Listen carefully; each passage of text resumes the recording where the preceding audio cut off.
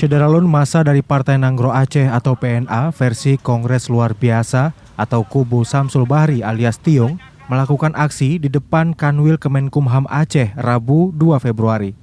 Aksi ini dilakukan sebagai bentuk penolakan massa PNA versi KLB atas dikeluarkannya SK PNA oleh Kanwil Kemenkumham Aceh yang menetapkan kepengurusan Irwandi Yusuf sebagai pengurus DPP PNA resmi.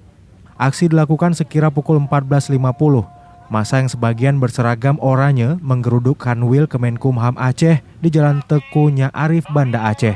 Massa mengusung sejumlah poster bertuliskan berbagai persoalan tentang nasib mereka, terutama terkait kepengurusan.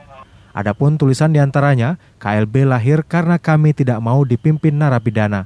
Ada juga poster lainnya, narapidana korupsi kok dibela, kembalikan partai kami. Salah satu poster lainnya juga bertuliskan, kami malu PNA dipimpin koruptor.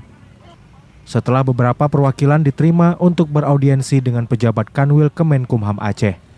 Kemudian massa membubarkan diri karena menurut perwakilan massa, pihak Kanwil telah berjanji untuk menyelesaikan persoalan di kubu PNA. Ada beberapa kadis yang hadir dalam pertemuan tadi, berdiskusi panjang, berdebat, dan kita meminta untuk pertama sekali dicabut SK yang sudah dikeluarkan, yang itu berpotensi membuat keributan dan membuat konflik di Aceh.